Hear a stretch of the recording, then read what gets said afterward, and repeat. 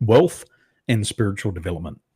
He's also the manager at Keep Fit Kingdom and the inventor of the 3-3 Insomnia Hack. And today we're going to explore how to heal insomnia in 90 seconds. Welcome, Raj Khedun. Thanks for being here. Yeah, absolutely. Thanks for having me, Daniel. Looking forward to see how this convo unfolds. You've got a great concept for your podcast, so yeah, let's go for it. Thank you. Well, I want to understand what your relationship is with insomnia. It's a bit of it's a long and strange and peculiar, colourful story. I'll give you a bit of background context, if that helps. I'd love it. Yeah. Okay. So it all starts when I'm 3 years old, and I go to nursery. I get enrolled to nursery, or as they say, kindergarten in America or other parts of the world. So we get enrolled. We look at the playground, classrooms, and everything, and we end up in the library. And the first two books I ever pick off a bookshelf in this lifetime was one book about dinosaurs and another book about planets. Right. And for whatever reason, I didn't touch the Mr. Happy, Mr. Sad, Thomas the Tank Engine books or whatever. That didn't seem to resonate with me. But the images on these books, Daniel, they remain so deeply and sharply etched on my memory that I can remember it's like it's yesterday. And the concepts of these books guided me far more than my entire education in school ever could or ever would. And you'd think, well, why? Like, what's the big deal about it? Well, dinosaurs, because I was asking questions about evolution. Like, how do you evolve from a crocodile to a dog or a chimpanzee or a dolphin or an elephant? And how do you go up that chain? Because as you see, as they become more and more evolved, they communicate more, they work better together. They seem to have this more, ability to get on well together for a bigger purpose than themselves. So I started wondering about those things, and then wondering if humans can evolve their own brains. Yeah, and that was on my mind as a kid. The planets thing, in terms of the heavenly bodies in the solar system. What are they doing there? You've got Jupiter spinning at 47,000 kilometers per hour, right? You've got Saturn with its amazing rings, Venus, Mercury, Mars, and you're wondering, what are these planets actually doing? Right? They're out there. We know that. They've been here as long as the Earth has, 4.5 billion years. But what are they actually doing? How do they impact human beings and each other? And if you go on YouTube, if you go on the NASA channel on YouTube, you can have a look at the Mars rover, which is exploring Mars, and you can see that the sky is red, the ground is red. It's got this rocky red color, but there's no water, there's no greenery or vegetation of any kind, and there's no dinosaur bones of any sort whatsoever. So there's me thinking, why is there an empty planet next to Earth? Nothing on it. Yet Earth is full of life from top to toe.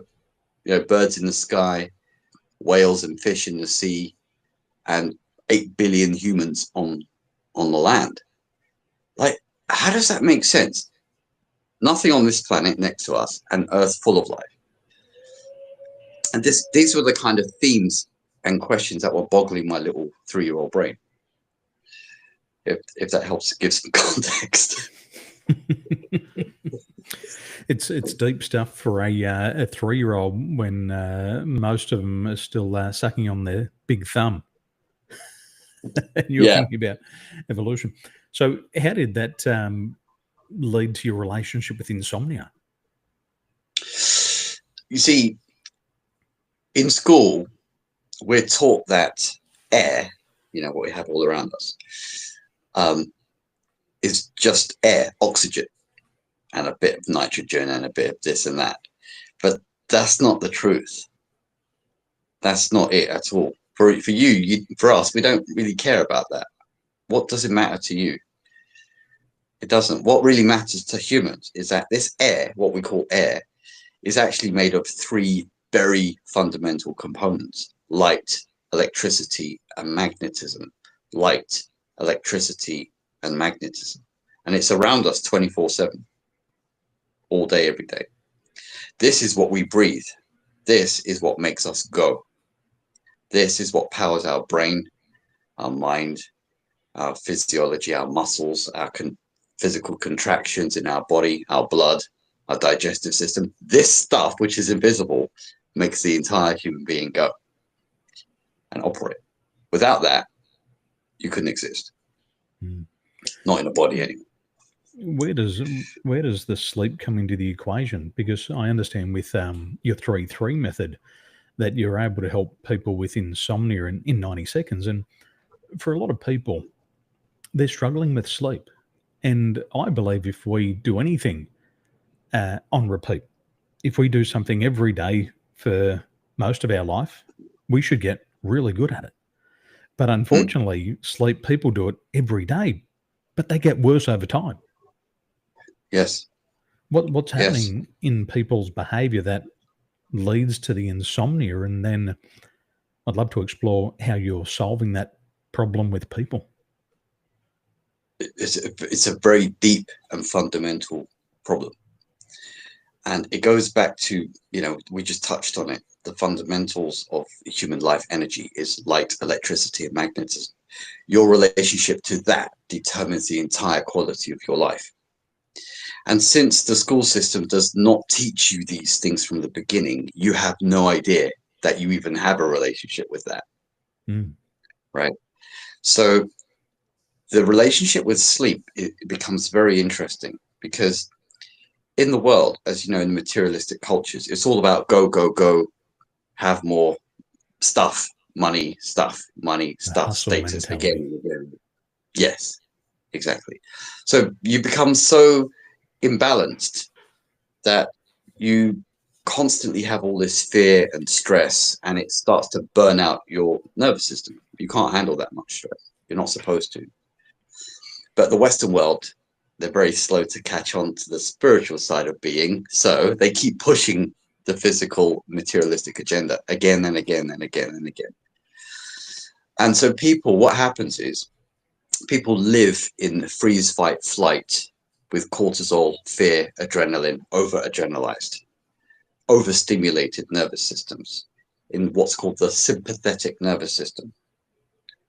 Constantly on the go, constantly, like this, like on a hamster wheel. And because we're not taught how to move into the parasympathetic nervous system where you rest, digest, heal from trauma, heal from injury, heal from surgery, you're never taught how to do that properly. So you're always in an imbalanced state, which burns you out, basically. Now, these are the lifestyle kind of paradigms that help you understand, that's why I'm not feeling content. That's why I'm always agitated. That's why I snap, at a click like this, because I have no peace and calm within myself. Because we're not taught that's a priority. Oh, yoga and Zen, that's optional. You don't have to do that, and people don't, for the most part. As you see since the pandemic, there's been a big push towards wellness, self-care, meditation, yoga retreats, and wellness spas and things like this. So now people are beginning to understand, you have to take time for self-care daily. Whether it's 1 hour, 2 hours, 3 hours, more preferably 4 or 5 hours if you can. So when you do that, your sleep and all those soft, nurturing, healing activities have a chance to take place. That's where the sleep aspect comes in. In the UK, let's say somebody's been grinding their 9 to 5, and then there's this pub culture. So you go for a drink with the boys or the girls or both after work. For the ones who go home and prioritize sleep and don't go out and drinking, how are they perceived by their workmates? How are they perceived by society? Because they're prioritizing sleep. They're prioritizing that self-care. Yeah. How do people view them? That's it. That's where the jump-off point comes.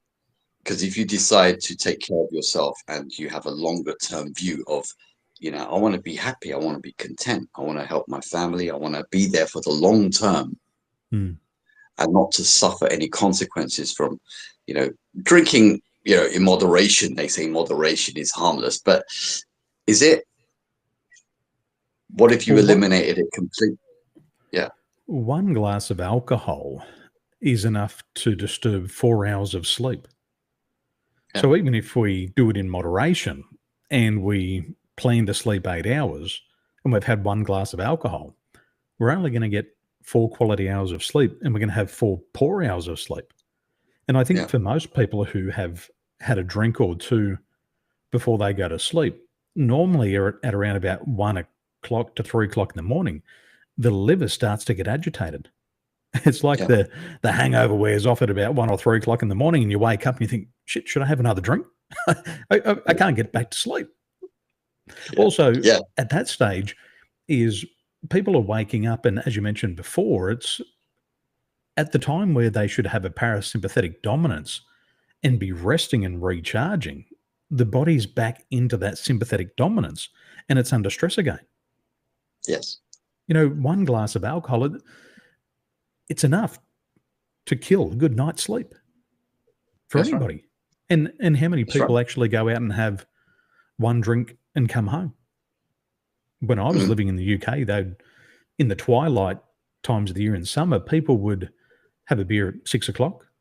They'd still be out in the beer garden at 10 o'clock or 11 o'clock and the sun's still out. Like, I'm thinking, as you're mentioning there, the relationship with light, the light's still triggering the pineal gland and it's still saying, hey, we should be awake. We shouldn't go to sleep yet. Yeah. Yeah, exactly.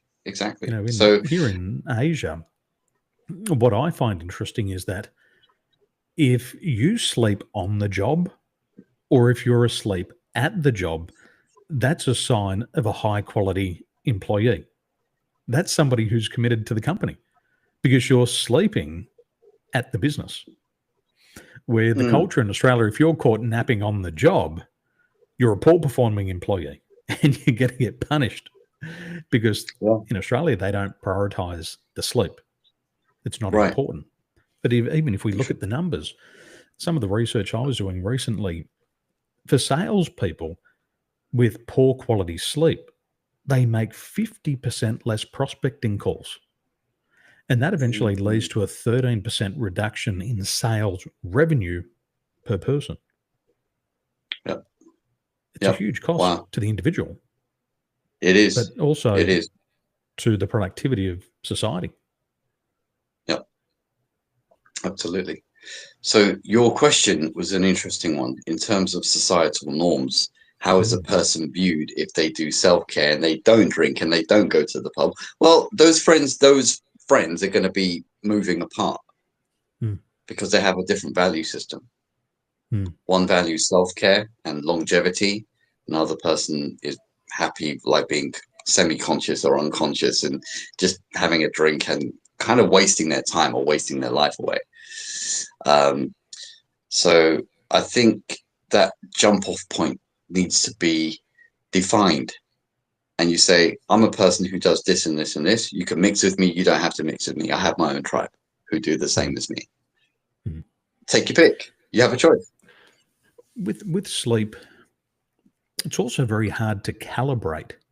I can stand next to you and we can measure who's taller or who's shorter. We can get on the scales and we can measure who's heavier or lighter. We can stand next to the weight rack and see who can lift the heaviest. They're easy things to compare. But how do you know if you're having good quality sleep or not? It's hard to compare because I can't borrow your sleep for the night. I don't want you to jump in bed with my missus for the night. You're going to have no idea whose sleep is better. How do we know when the sleep is poor? What are some of those signs and symptoms? I think that's a good question. It's a great question. Just overall irritability and crankiness, and not having sharp enough cognition, and not being aware when people are talking to you, that are you fully dialed into the conversation, or is your mind doing a loopy loop somewhere else? And they're not, you're not focused and you're not paying attention. The dangerous thing about not having enough sleep is that you could be crossing a road, and because you, at one split second, you were not cognitively aware enough, a car clipped you and you got knocked over, or even worse, you got killed. Just, I've seen it before when someone didn't sleep enough and they got clipped by a wing mirror of a bus. Right. And when that's going at a pelt and the driver doesn't see that person, it's nasty. Right. And this kind of thing happens all the time, because people are not paying enough attention, because they don't have enough energy, because they didn't sleep enough, or they didn't get the quality of sleep, like you're mentioning. So sleep, compromising those factors sleep. You mentioned, I can see that in other people, and I think we've all seen it in others. But do we see it in ourselves? What does the ego get in? I can function on 3 hours of sleep. I can function on 4 hours sleep. I don't need sleep. That interesting ego comes out. It is. I think, compromise of sleep. When you're young, you could probably get away with, 6 hours of sleep, especially if you're invested in a business or a project that's something which is exciting and something which is compelling you to something greater than yourself. Like Elon Musk, and his brother, well known for not sleeping much, but sleeping in the office and always being working the whole time. But that's fine if you're passionate and you're enthusiastic about something. That's fine, because you're building something. But for most people, compromising your sleep, under 6 hours constantly is going to have a knock-on effect on other parts of life. And just when you needed that energy, an accident happens, or something you weren't aware of, you missed your stepping and you fell down something, or it's inevitable that you're going to miss out in another way. So I don't think it's wise to compromise sleep, less than 6 hours sleep over a prolonged period. People with less than 6 hours sleep are 400% more likely to get the common cold or flu. That's a major consequence.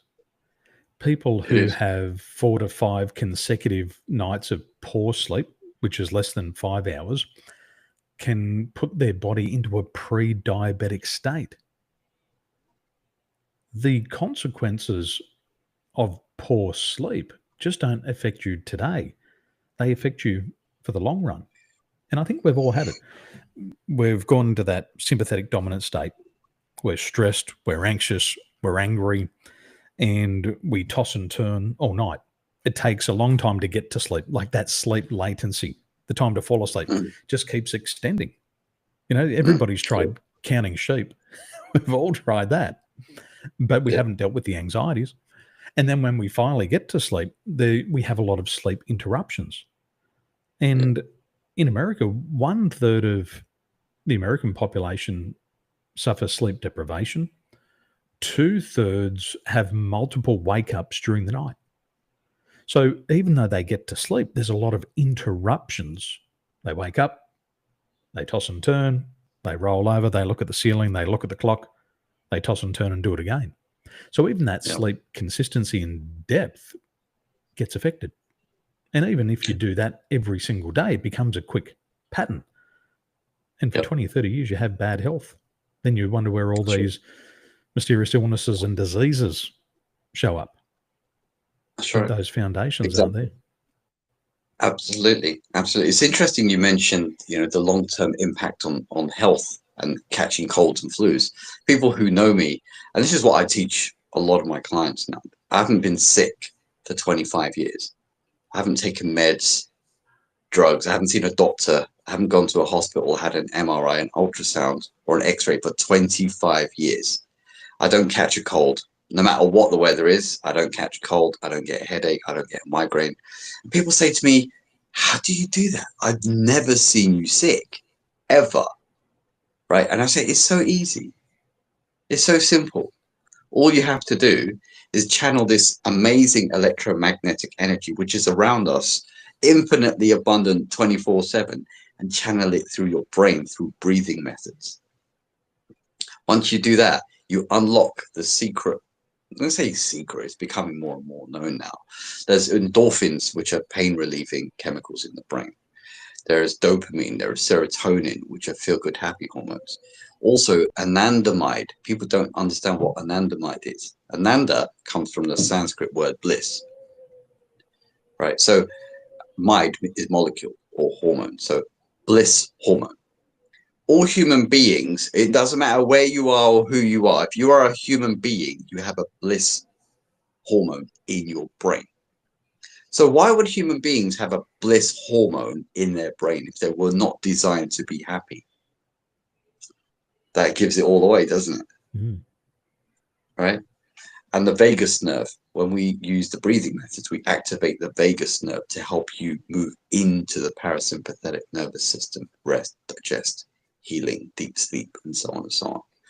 So that's how I've been able to accomplish not being sick once for 25 years, because I know this science and I know how it affects the immune system and the nervous system and everything else as well.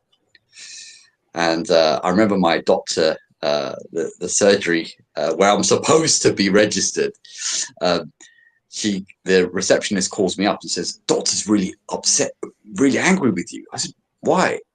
"He never sees you. It's like you don't exist." I said, "Well, I don't need to exist for the NHS, with all respect." And she was upset as well. And she said, "How come?" I told her what I know. She says, "Can you teach me that? I'd rather know that than worry about hospital tests and have a flu jab once or twice a year and COVID, jabs and whatever." I said, "Look, it's really easy. It's not as hard as you think. You just need to know certain things, and then you can get the same result. Simple." Free is everybody's favorite word. They love free, but sleep's free and they should have already been hooked on it. It doesn't cost anything to sleep, but by the sounds of it, the cost savings for you over the past 25 years have been phenomenal.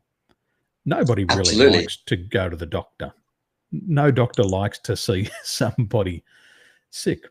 But if you could learn how to deal with insomnia yourself and practice it daily, then you're going to get better sleep. And everything Correct. flows from sleep. If you have better sleep, you have a stronger immune system. Stronger immune system, less chronic fatigue.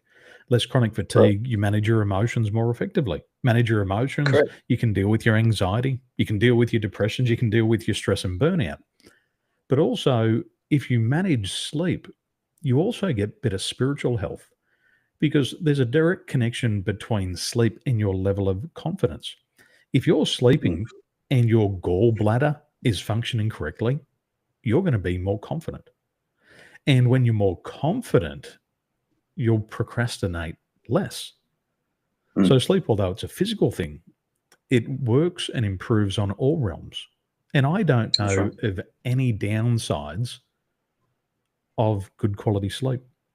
You might miss a few jokes, you might miss the latest gossip, but there's no downside to a good sleep. No. Nothing. That's right. You're not going to jail for That's right. sleeping good. Now, with your 3-3 method, where can people learn more about this and where can they go to learn more about what you do so they can solve the most important problem in life, which is sleep? Yeah. I'll preface that by saying I was talking to, I deal with a lot of NHS doctors here in the UK. And I was talking to a specialist who manages 2 Royal Free hospitals near central London.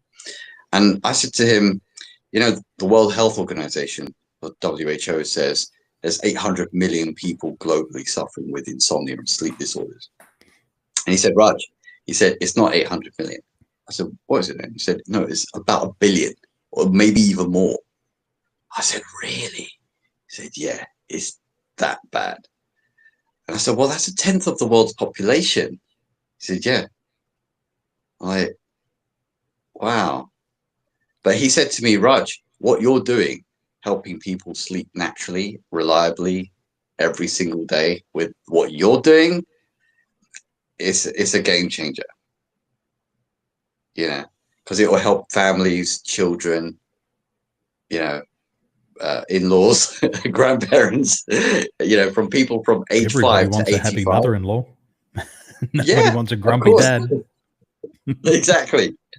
Or you know, children that are you know, hard to control. You know, children just you know, going crazy for all their changes in the hormonal spikes. You can calm it down when you release brain hormones. A lot of children who have been misdiagnosed for neurodiversity and on the spectrum also have oxygen deficiencies. They're not breathing properly. When they're asleep, they're also mouth breathers, and they're not breathing through their nose, and they're not getting that nitric oxide into the blood. And a lot of that can be improved just with good sleep. That's right. Children need to That's sleep a lot. Children need 10, 12, and 14 hours of sleep. In my family, we understand the importance of sleep. It improves short and long-term memory. My children prioritize sleep. They get up at 6 o'clock in the morning. They do their schoolwork. They come home. They're in bed by 8 or 9 o'clock every night. So they're getting 8, 9, or 10 hours of sleep consistently. My daughter just slept 13 hours on Saturday and Sunday. No interruptions. If I interrupt her, I've got a grumpy daughter. But if she slept well, she's the most pleasant thing you've ever met. But children need sleep. Children have to have good sleep. Yeah. Agreed. But I think what's even, you know, more fascinating, if you can accelerate the processes of your immune system function and your nervous system with breath, that takes it to a whole different level. Because not only do you sleep well, you also begin to enliven the 27 billion brain cells that you have. A lot of them are offline. We only use 10% of our brain capacity. But if we use breathing methods, we can brighten like these brain cells like little bulbs, and they start to get bigger and brighter within your own brain. And that, along with the benefits of the sleep and the extra, you know, mental power, cognition, evolution, self-awareness, all of these things come together, you know, in every single human if they practice these methods. So that just blows my mind that the school system does not emphasize this for everyone. Society would have so few, you know, so fewer problems, so much less problems, shall we say, and they would enjoy life more. Well, it's a fact. It's here in Taiwan, our self-harm rates are 11 times higher than suicide. Suicide is the major cause of death for school children, and these children are sleep deprived. The politicians at the moment are trying to pass a bill where children start school at 10 a.m. and finish by 4 p.m., not starting at 7 a.m. in the morning and coming home at 10 o'clock at night. They're sleep deprived. They can't manage their mental faculties. They can't manage their emotions. And the escape is self-harm, and the escape is suicidality. We need a change. And if parents can't teach them, because parents are too busy, then we've got to find a place where they can learn it. But we've got to solve that problem really quickly. We've got to learn it. It's a life skill. It's not a luxury. It's a necessity. And it's a life skill. And if you can spend time learning to tie your shoelaces, why not learn how to sleep at the same time? Absolutely. Agree 100%. Where can people find more about what you do? What's your website, and where can they come to learn the 3-3 method? So the best place to go is the Insomnia. It's called the 3-3 Insomnia Hack. 33insomniahack.com. You can go to that website there. You'll find testimonials from, you know, the NHS, Barclays Bank, Oracle. You can ask questions. You can reach us on WhatsApp or email. You can buy the program there. It's on a really amazing offer at the moment. Like I think it's like $97 or something. And it's a life skill. Once you've got this in place, there's no upsells. It's an all-in-one solution. And once you do it and you start practicing it, within the first few minutes, you're going to start to see a very pleasant change in your energy. And if you do it for a week, 2 weeks, 3 weeks, the kind of accelerated wellness you will have is just, it's more powerful than anything else we've seen so far. I saw some men our age on your website providing testimonials. They looked fit, they looked healthy, they looked happy. And one gentleman there, he was an Aussie guy. I think his name was Ben. He's been doing martial arts his whole life. And when he learned about your method, he's like, how can you do this in 90 seconds? It's not possible. And he said he was doing it for a week and he saw results immediately. So if you haven't been there, make sure, ladies and gentlemen, go and visit the website and learn a life skill. Learn it for yourself, teach it to your children, and give it to somebody else and make an impact in their life. Raj, thanks for joining us today. Pleasure to have you here. You're welcome. Thank you. Absolutely. Great speaking to you. Thank you.